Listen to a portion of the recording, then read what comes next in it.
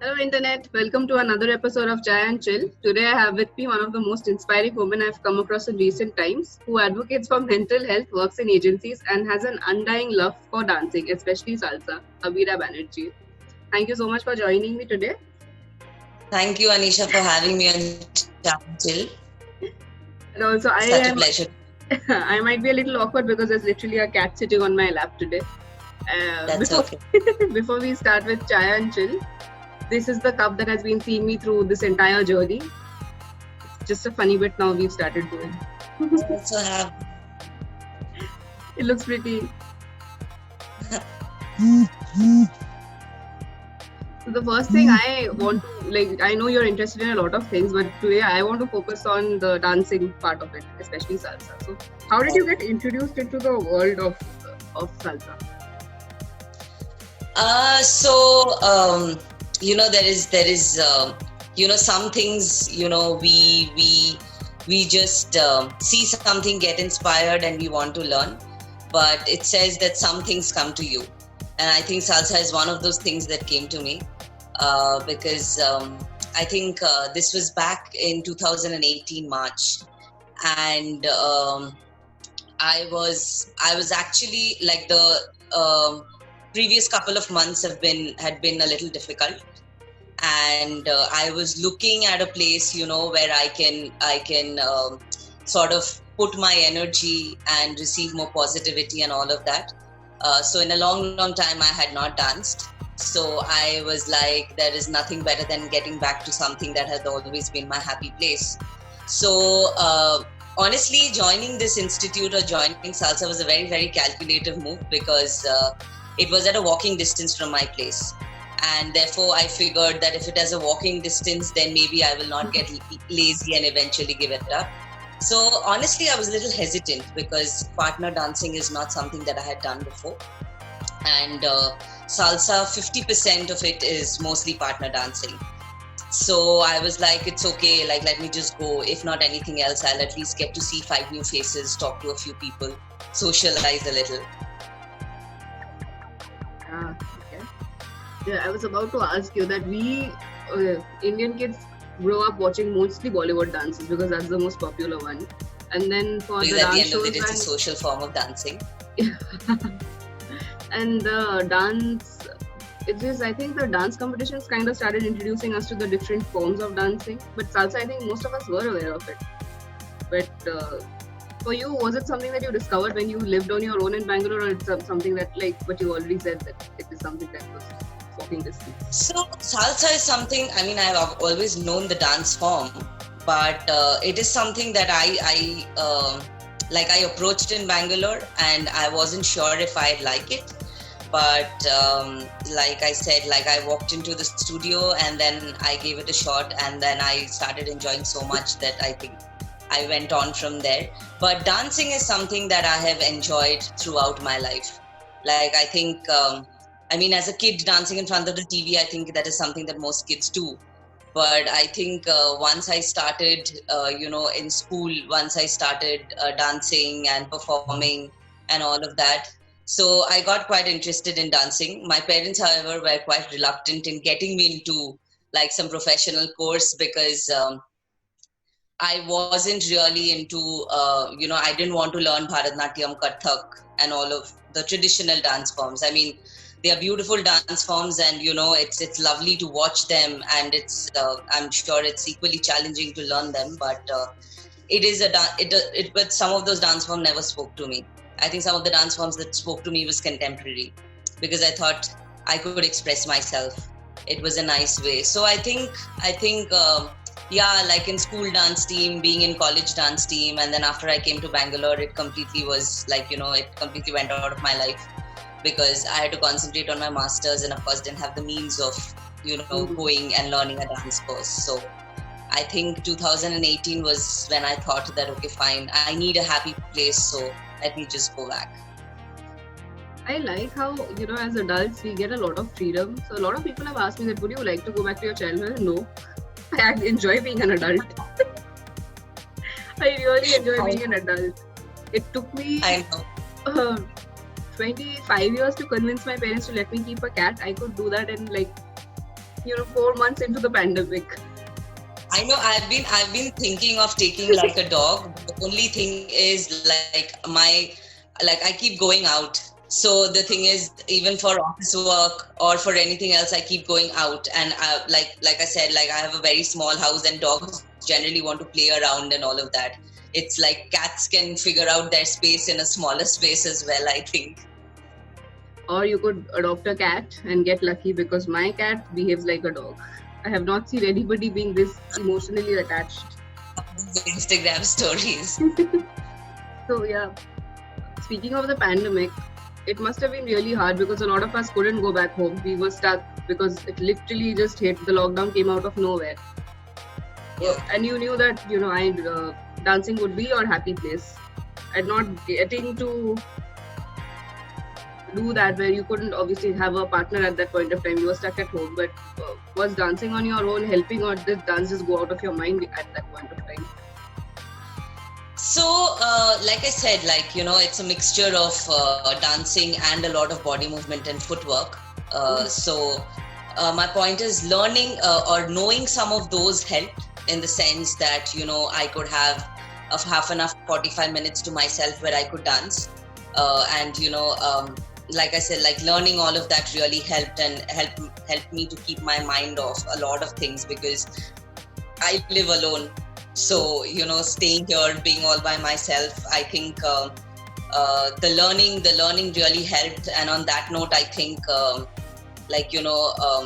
and obviously this year has also taught me to be a lot more grateful and thankful in life. So I think, like a big thank you, not just to my dance instructors, but I'm sure to all the teachers across the world who has made this entire journey very educative and learning. I'm sure it wasn't easy for them to suddenly adopt to all of these changes, but yeah, I mean, they made the effort for the students. So I think, hats off to them.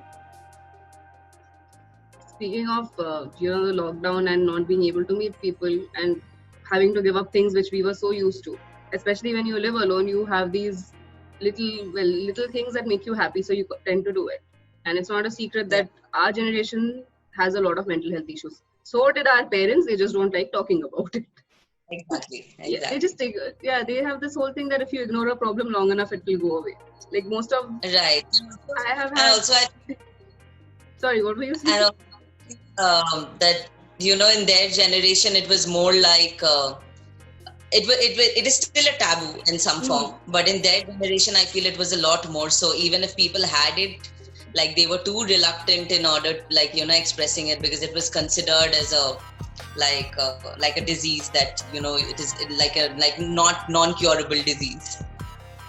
So what I was going to ask you is, of course, it's not a replacement for therapy at all, but has dancing helped improve your mental health, or do you find changes? So yeah, like I started off initially by saying that it came to me at a point of time where I was really low in life. So I was at a place where I was in a very, very toxic place, and my daily tasks seemed quite Herculean to me, getting out of the bed. I was working like a robot in the office. I had become a very, very quiet person in social circle. I'm usually not that quiet. I love socializing.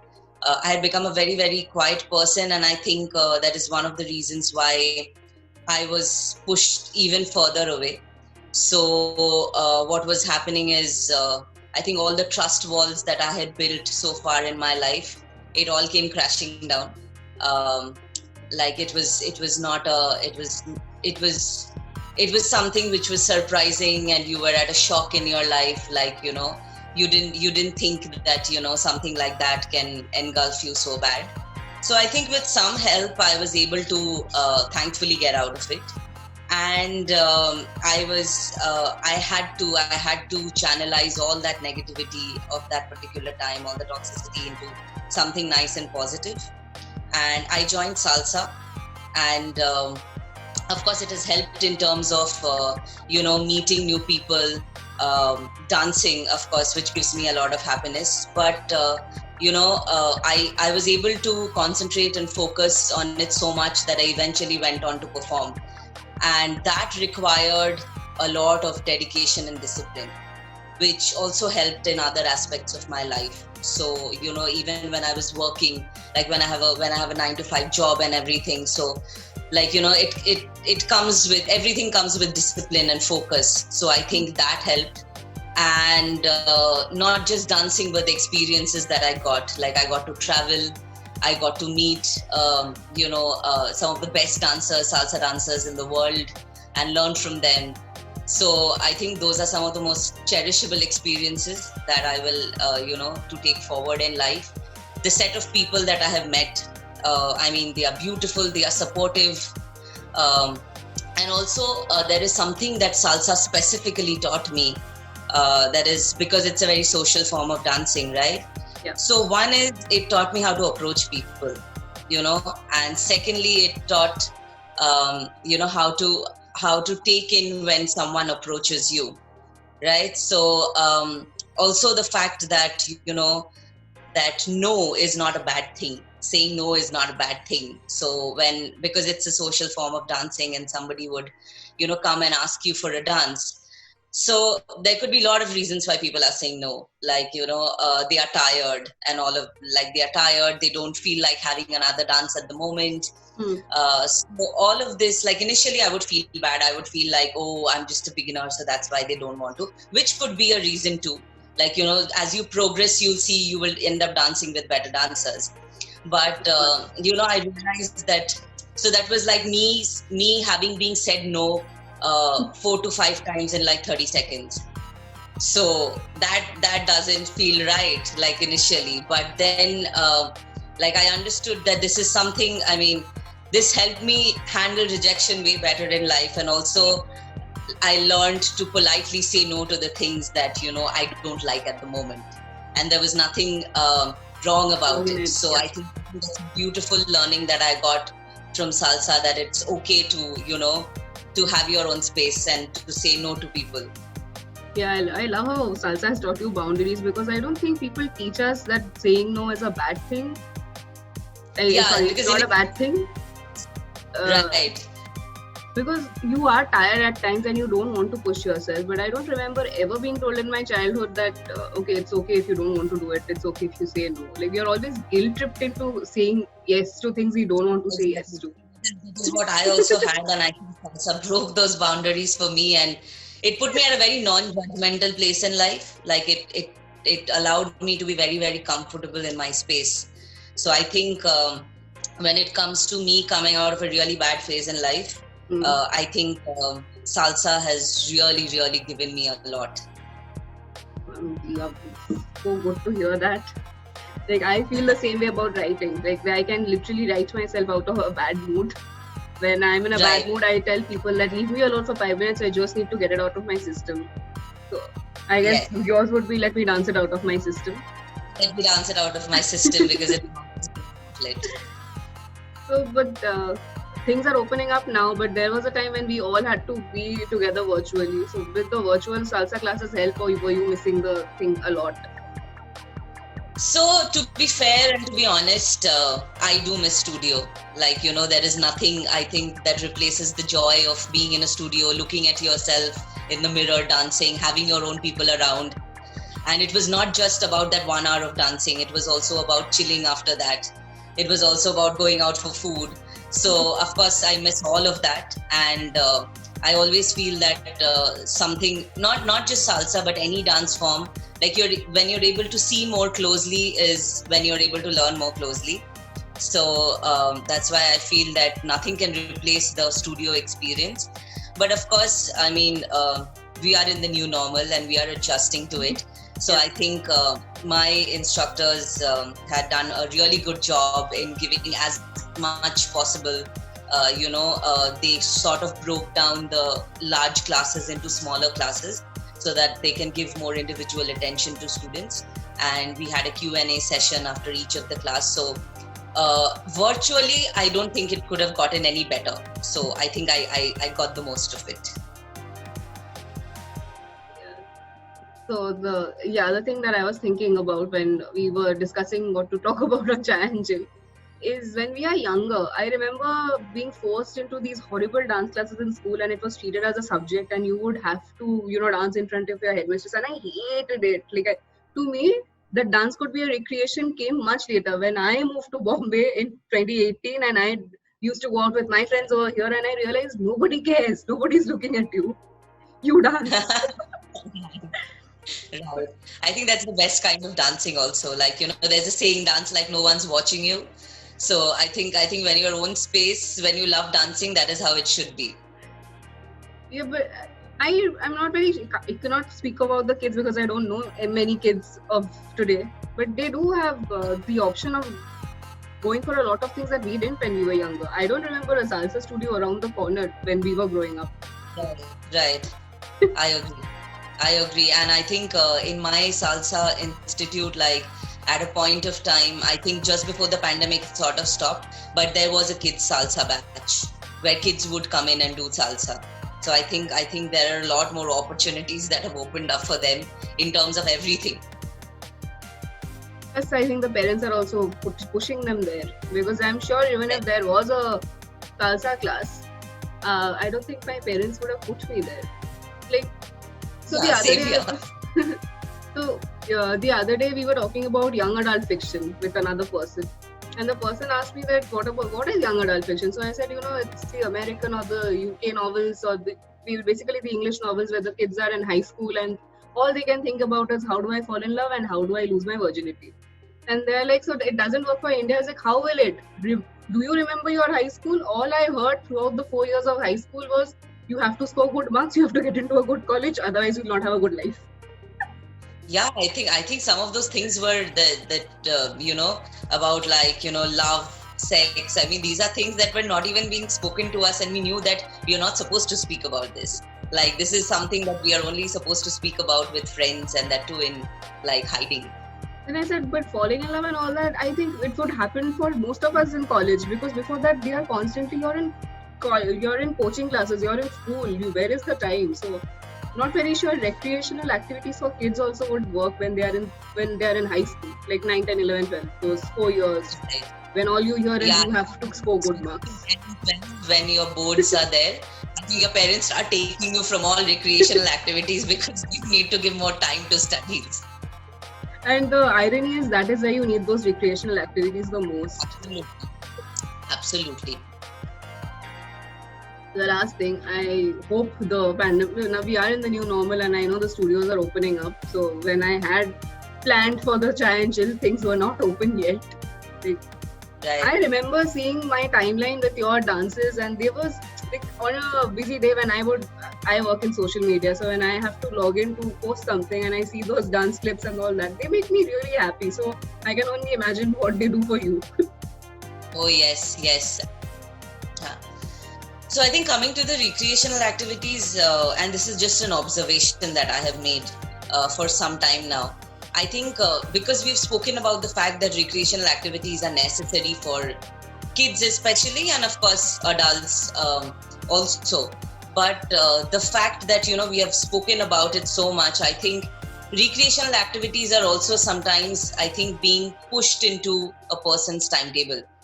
Like like the fact that sometimes parents feel that like I've put my son or daughter in 5 different things apart from studies, and they have to regularly go for classes for that, singing, dancing, drawing, swimming. Like I know kids who do so much, and I'm like, wow. Like if they're doing it willingly by themselves and they enjoy doing it, nothing like it. But I think when we try to force fit it into a timetable is when we take away the whole part of recreation. Like I genuinely feel that dance is my happy place. For you it is writing. I'm sure for everyone else they will eventually discover their happy place. So I don't think if it's recreation, it should be left as a part of recreation and not be forced down someone's, because I belong to a Bengali family, and whenever we would learn singing or dancing, a common behavior was whenever people would come at home and my parents would go like, yeah, to sing and show, dance and show. Like like I think I've heard that from my friends as well. So It is just that if it's, I mean, it's no replacement for therapy, of course, if you are going through a really, really bad time.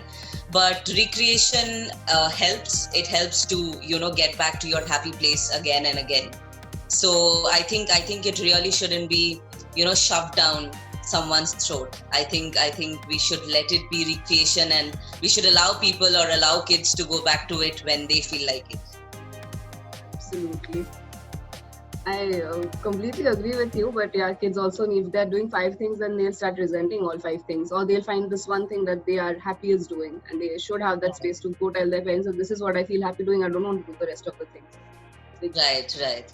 Again, I have had very supportive parents and sisters, siblings. I was 6 when I told them that I wanted to write, and everybody is like, okay, fine, go write. We are absolutely okay with it. Like, I knew from 6 years old. Nobody told me that it might be a difficult life, it will be hard for you. They were like, no, go for it. We'll figure it out.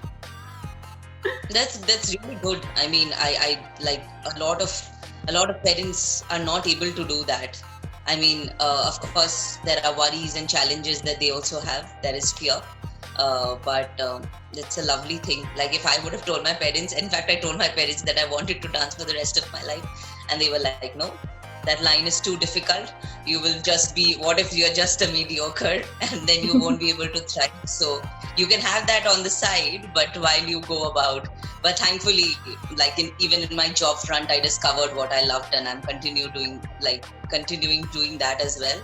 So I don't see it as a bad thing. Yeah, you can, if you find the 2 things that can balance each other out, then why not?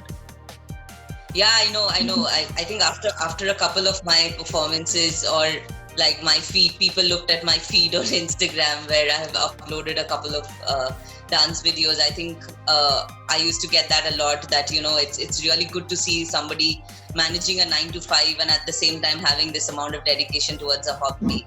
So I think, that was a really big validation for me. Yeah, I was wondering at one point of time. I remember asking you that I honestly thought that you switched to salsa. And then you're like, no, it's something I do. But I do understand that, because having a we work in social media, so digital media actually. So we don't have so we really don't have the 9 to 5. It's whenever your boss is telling you to work, you work. Right. So, this is honestly the second weekend I've had off in months. Yeah, I think the lockdown has consistently, I think I've worked in only some 3 or 4 weekends, but otherwise mostly my weekends have been, or I have actually told no work on weekends. Yeah, you had to make that distinction, right? Because otherwise their argument was, you are at home, what are you doing? It's my time, I'm not going to tell you what I'm doing. Yeah, exactly. So that has become another problem now, like work from home and work at home. Like, it's like, because you're at home, you're expected. Like, I remember, I think not my office, but a friend of mine telling me that they don't even want to give us our leaves because their argument is like, you're at home only. So yeah, so what? I have honestly written mails and said, even if you message me or call me, I'm not going to respond, because I will not. This is my leave. I want it. Absolutely. And the day just doesn't end. Like, just because we are at home, like, we are expected to, write back mails at 8:39 in the night, like, because we are at home. But I'm glad that salsa is still a huge part of your life, and I hope it continues to be a part of your life. And I am going to look forward to seeing those clips of you dancing. I think January onwards is when my studio is opening, so I guess I will go back to studio, and then I'll have more videos to share. What are you more excited about, the new year or the studio opening? The studio opening, honestly. I mean, yes, the new year, yes, because I think it is somehow become a mind block in our mind that if this year gets over, then maybe we'll get back to how we were. So I think I'm really looking forward to that. I would really be glad even if by June, July we are able to get back to how our lives were. But yeah, I think I'm really looking forward to 2021, and I think the whole world is. We can't wait for this. We can't wait for this year to end. All I hear is it's a few more days and it will end. Right. Yeah. On that note, thank you so much for joining me on Chai and Chill. It has been lovely talking to you. Yes, it was a lot of fun for me also. It was a very different Saturday morning. It is.